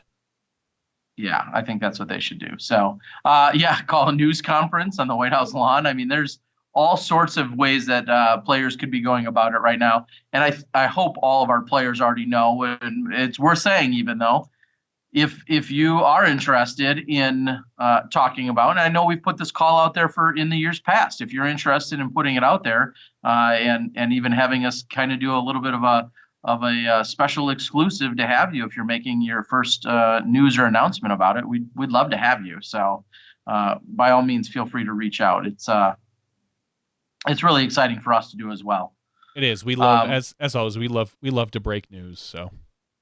Yes, we do. I like to break things as well. Barsby, I have not heard of any official announcement by Greg Barsby. I know you mentioned earlier in the show that there's a hint of him potentially seeking other, I don't want to say greener pastures. I guess that's what you'd have to be doing. Is that what they say? So who knows what's going on with Greg Barsby? That's to be determined. And as I read down the board, Hodel Hand says, Terry, you should be an agent for pros. Let the agent handle the announcements. We talked a lot about that years ago, about trying to open up kind of a disc golf agency, being agents for disc golfers. And at the time, there just wasn't the demand or there wasn't anything truly in it. It's one of those, and I'm sure we're not the only ones that have thought about this clearly, but and DGI seemingly is doing a fine job at what they're doing. Yeah, and I will, to really put this out there, it was early 2000s. I remember talking to someone specifically, not just someone, talking to Barry Schultz And I remember saying something to him, hey, if I were to make some phone calls and make some inroads with some sponsors or companies or whomever it might be at that time, and in fact, I think I was going after possibly even an appearance on a show, I had said, to him, could I speak on your behalf, so to speak? Could I act as if I was your agent? And he had at that time given me the approval for it. And that ultimately, years later, I thought about, how great would that be because we've learned a lot of our players aren't either tech savvy or social media savvy or even PR savvy. I'm not saying that I am either, but I might be a step ahead of them. And a lot of them could use some assistance in that way. And it could be, even if they don't need the assistance in terms of if they're good or not at it, it's just a matter of that's one less thing they have to think about. If they really had somebody else working some of those angles and doing some of those tasks for them, I think that could make their life so much easier. And I honestly, I think that could help blossom and grow a lot of other components if somebody else was diligently doing some of those things for them. So I would, and now I have kind of a weird position, you and me maybe, with being so heavily involved in various disc golf media, but I still would very much love that role or that task to work with some individuals to see what we could do for them. I think that'd be a lot of fun. Yeah, that would be a lot of fun. We did see an Instagram post. Simon Lizotte has been very active. I think he might be vying for that that manager position, that agent position. He posted a picture of Ricky saying, hey, what's Ricky putting with? And there was no good markings on the disc to actually determine it. He posted, there was a picture of him, I think it was Ricky, Kevin Jones, and somebody else in Vegas. Mm-hmm. And that didn't surprise me too much, as I don't know much about Kevin Jones, but I do know that Ricky and Simon both like their gambling. I think they both enjoy having some fun. So I'm not exactly sure what was going on there. I wouldn't read too much into it personally as far as sponsorship goes, but you never know. I mean, would it shock me if Ricky signed with Discmania or Innova or Bellagio? Or what? Or the Bellagio? Bellagio. And Ricky had, I think it was, he had sent me a picture when him and I were communicating earlier in the weekend, and he said he was enjoying some time in Vegas. He was in a suit. Correct. He was lighting it up, and he had he posted a picture of his V-neck T-shirt in like this long V-neck like robe. He almost had like a Hugh Hefner kind of look to him, but ultimately they were down there with a fan. Someone mentioned it, and I wasn't sure how much public information it is. They have a super fan down there that has a couple guys come in every year or two, and they play this really fun round with them or two, and ultimately they get to gamble and all that other fun stuff. Mm-hmm. So that is what Ricky, Simon, and Kevin were doing. They were entertaining a super fan. Yeah, so pretty cool though. And I know everyone's laughing at me calling it a suit. It was his get up or his coat, jacket, attire, whatever you want to call it. It was pretty funny to see as he's enjoying some action, which I love seeing. And I'll say that of any of our players when they're outside of just the disc golf course and they're showing a little bit more of their personalities doing these other things. I think that makes them. It's just so much easier to connect with them on another level when you're seeing some of that happening. So it's pretty cool to see what's going on. Harold Williams, holy cow, we can almost take that to the blackjack tables. Harold Williams just super chatted. I think I saw on the regular show Bill Sherman possibly did, and was that Alexis that did as well? Do I have that right, Johnny? It was Alexis, Big Putt Bill Sherman, and now Harold. So thank you guys for your thank you guys. For your super chat. The only other real social media news that we saw was Bubba Watson, the golfer, made an Instagram post, I believe, and showed his new mid-range / putter, or putt and approach, as he called it, I believe, which was an Innova whale. So, wow. Yeah. Oh, I'm sorry. It looked like it was on Twitter. It says, got a new putt approach today. I'll show this to everybody. It is a tie-dyed whale from Innova. So then Innova replies, can we send you some mid-ranges and drivers to complement that putter? And Bubba says, I've got 12 discs already. 12 whole discs he has. So that's very cool of them and very cool of Bubba Watson. But apparently he doesn't need any more than 12. Well, and I'm going to real quickly, for those that don't know, Bubba Watson was granted a PDGA membership a few years ago. Our executive director, Brian Graham, I know had some interaction with him at one point. He's talked a few times about playing disc golf.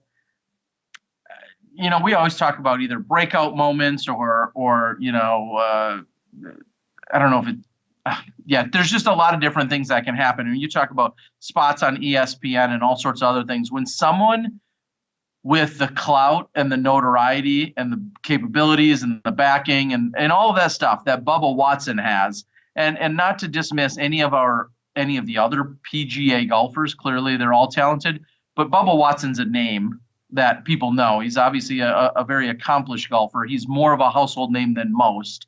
If you could only name 5 or 10 golfers, Bubba Watson would be one of those.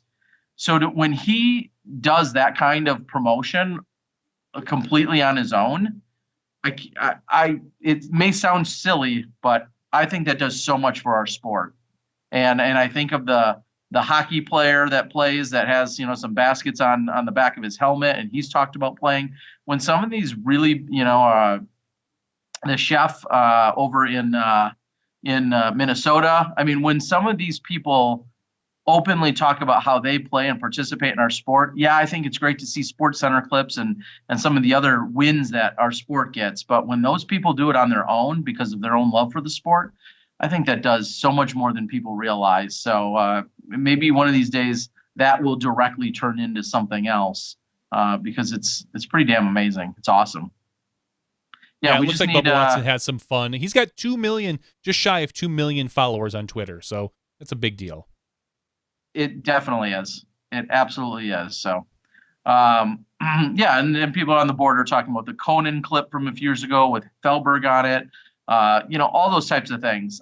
They may seem insignificant now, but any one of those I think could kind of be that turning point before something major happens. Just think, and again, we'll just make something up and say, the PGA says, "What are you talking about, Bubba?" And they come back to him privately and say, "You're doing what?" And they're explaining it. And next thing you know, he's explaining honestly what like the PDGA is and how he plays. Like that might be that inroad into a really unique experience or something that's so much bigger than we're even thinking about with our small little brains. So I don't know. Don't hold your breath, but at the same time, don't think those are insignificant because they aren't. Little building blocks. So Terry, I want to run something by you, and I don't know. I haven't talked to you about this at all. Here in Wisconsin, starting on December 13th, there is a Marksman League going on in West Dallas, which is probably about 10 minutes from where I am, and on Thursday nights. And one of the things I'm working on, and I don't know how well we're going to, or if it's going to be even humanly possible, I'm thinking about setting up a stream for that. And maybe doing a little live putting league action for marksmen. So I've been talking to the guys at DD a little bit. I need to talk to the establishment and some of the guys that are running it. But I think that could be a lot of fun. So if you're interested in joining, if we can do it, that's one of the things that I would love to maybe do. And that'd be a Thursday night deal. Yeah, the one thing I'd say is just don't set up the cameras right next to the basket, because if you're putting, that might bring down the whole stream. I'll be fine, Miller. I'll tell you what. If there was a 12 to 14... do I hear a bet brewing? I hear one? No, but I will say if there's a 12 to 14 footer, I will take a higher bet on you airballing one than me. I may not make them as much as you, but you are notorious for airballing like a 15-footer at least once a tournament and just being like, whoop, oh, okay. And the good news is I have at least 6 to 10 strokes on you in the can when I do, so I'm okay with that. I can have one little brain fart, as they may say. I can have one of those a round or a tournament. As long as I still have enough cushion on you, I'm going to be good with that. I'll just miss them low, high, or hit chains and spit out. I love watching you just like whoop. It's one of my favorite things to kind of. That's happened from time to time. It does. In similar news, it looks like I'm playing this weekend. That's the plan. Yep. And I am playing with a completely orphaned isn't the word. How's my bag being assembled? A Brady Bunch bag? Oh, that's how it should be if you're traveling. Yeah, I brought 0 discs along. So I'm going to be borrowing from Luke. I don't know if Neil knows. I'm going to take some discs out of his bag probably. Cassie Sweeten, who won this last weekend, she said that she might have a few products for me. So we'll see. One way or another, it'll be an interesting mix of bag that I'll try to put together. And if the weather and everything cooperates, it looks like I might try to play a little bit of golf this weekend. So that should be interesting to see. Harold Williams, real quickly, I want to say, said a week or two ago that he has a Paige Bjorkis disc that I believe he bought to support Paige. It'd be weird if he stole it. He probably bought it to support Paige, but then he wants to give it away as part of our show, which is very generous. I think that's the best kind of giveaway, one that somebody else wants to do. So Harold, if that's the case and that's true, I appreciate you reaching out to me last week, and I'm sorry I missed it. But if we can make that work, that sounds like a great giveaway, is to have something related. You just mentioned dynamic discs, Johnny, and I know the Thailand trip is going to be also supported by dynamic discs in 2020. So maybe if we can find a good way to give that away, should that be a Patreon, or do we want to do a separate giveaway? Can we do a separate giveaway next week? Sure. Yeah. Harold, I think would be cool with catching up with us next week, and we'll do a separate giveaway. Yeah, we'll make that happen. Good. I do have this thing from Disc Golf Nerd. I literally haven't looked at it yet. I just stuck my hand in the bag. He sent me something apparently for my bag. I reached out to, I'm going to say Disc Golf Rich with friends. I was commenting on the Dynamic Disc Golf Answer Man podcast, and I was asking, hey, I need a new set of putters, and Robert McCall kindly said that he was going to send me out a few putters to practice with, so I'm looking forward to it. But I'm looking at this, and this is from Disc Golf Nerd. Barbarian Stronghold Club 2017, Defend the Stronghold. This is a Discraft magnet. Look at that. Wow, there you go. I don't know if I've held a disc this new. Putted with for many years. This is. I'm going to have to practice with this. This is for many of you that know, I've always used magnets. This is the Jawbreaker plastic, which feels just a little. It's a little slicker than the plastic that I'm used to putting with, but ultimately, it doesn't bother me. I think anything. I'll be happy to play with any plastic at this point, and free plastic is the best plastic. So. Yeah. Well, speaking of that, whether we're doing it this week or next week, I'm going to get a quick mention and shout out here. I have an Australian Disc Golf Championships disc. I believe last week we drew a winner where we're giving away one. That was a Buzz. That was from the 2018 version. This is one from last year, the 2017 version. That's got Eddie, shingleback, one of the many animals I've learned of. And I believe this is a compass. So this is going to be given away at some point. So I don't know if you have something already tonight or if this will go on next week. But either way, I wanted to give the shout out. Thank you to the Australian Disc Golf Club and the Australian Disc Golf Championships for making this happen. Luke and Neil. Neil, is this your artwork? Oh, no. You don't get any credit. No credit. Cut the credits. No credit. All right. But we'll have this to give away as well at some point. Yeah, I think we can probably do that next week. I know we want to keep today a little tighter for you. You've got stuff that's going on, and it's next week. Speaking of which, real quick, there might have to be a slight adjustment either on day or time. I believe. I know I hate when I have these problems, but I believe I'm flying from Australia over to New Zealand during the actual podcast. All right, so I need to find a guest host. Whether it's that would be great. I would love to not carry the show. If you could find someone, or if we want to adjust the time or whatever the case might be, we'll get it figured out sometime in the next week. But quick shout out, I am going to, as I leave Australia, and Tasmania and all of that, I'm going to ultimately be going over and hanging out with Simon Feasy and RPM Disc. So another shout out for those guys. Simon graciously offered to put me up and show me around, so I'll be able to get a quick look at what's going on over at RPM, and they have some amazing plastic as well. So real quick before I let you go here pretty soon, Johnny, you were probably working and maybe didn't see it, but yesterday was incredibly entertaining. Our friends over at Legacy, Steve and Bamba and the rest of the crew. Did you see any of what they were doing over there yesterday? No, I thought I saw they had a live stream set up for something or other, and I didn't get, every time I clicked over and I happened to see it, that nothing was happening. So I didn't really pay much attention to it.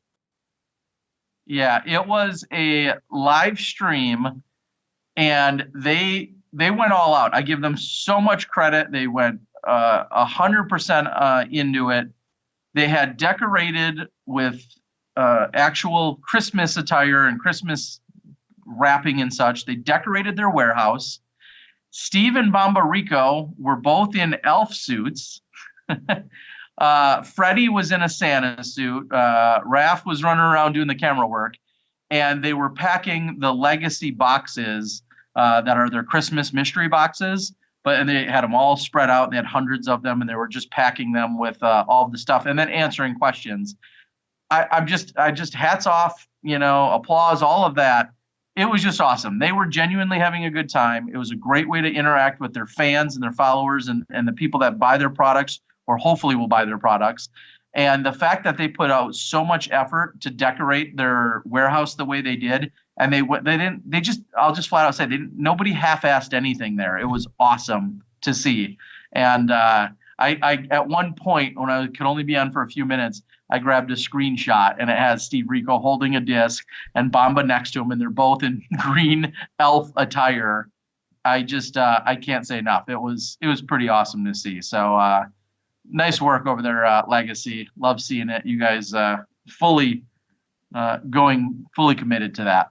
Certainly, they are a lot of fun, those guys. So make sure, I know we don't talk about them nearly as much as we have some other manufacturers, but go support them as well. If you're a Legacy fan of any sort, go buy a mystery box and support them. For sure. All right, Johnny, do you have anything else that I need to worry about? Not at the moment. I'm excited to try this new Jawbreaker magnet. I'm gonna have to wait like probably 2 weeks before I can get to putting league, so I can start throwing it around a little bit too. Or you can go outside where they have baskets always mounted. Yeesh, yeah, but it's like cold. It's like below 20, and I'm talking like cold 20. Not 20 below. It's below 20 degrees. Below 20 degrees. Yeah. No, thank you. No, thank you. Yeah, it's about 20 here as well. Yeah, sure. The other measurement. You guys got anything I need to share? No, shout out to Sue Summers who wrote about that. Oh, yes. Also, Sue Summers, who I don't know if she turned 30 or 50. Supposedly it's 50. I don't believe it. Sue Summers this weekend turned 50. We sang happy birthday to her, all that good stuff at the barbecue. And she gets her first career ace. Really? During the barbecue. Yeah, during the barbecue gathering and casual round. So huge shout out to Sue. Awesome to see. Congratulations to her. Yeah, just part of the environment, the culture, the spirit, everything that you could want when you do an international event. It's all here in Australia. So I'll keep filming stuff and Instagramming and putting stuff out on the Facebooks. And hopefully you guys enjoy the action. And I'll keep bringing it to you from Australia and then down in Melbourne, which is part of Australia, I think. And then Tasmania and New Zealand and everywhere else. So I love the family, love all the disc golf family and Frisbee family out there. But my time is here in Australia. And that's where it's going to be for a couple of weeks. I'm excited. Go find yourself a hobbit in New Zealand. Where are those endangered? Okay. I'll have to Google that. All right, guys, we're going to call it. We do appreciate it. Like I always say, we love you guys tuning in, taking in all the action. Thank you so much to everyone here from the Australian Disc Golf Championships. as it's been great, and I look forward to the next couple of weeks. Johnny, thanks for holding down the fort and holding down the temperatures back in Milwaukee. I appreciate all of that, and love to my family and everyone else out there that I'm missing back in the States. I realized I didn't put a message on my phone before I changed over my SIM card, so hit me on Facebook if you need me. All right, for the SmashBoxxTV after show, that's been 223. We'll see you next week, maybe delayed or maybe with a different host, one way or another. We'll see you, and we'll see you then when you step inside the Smashbox.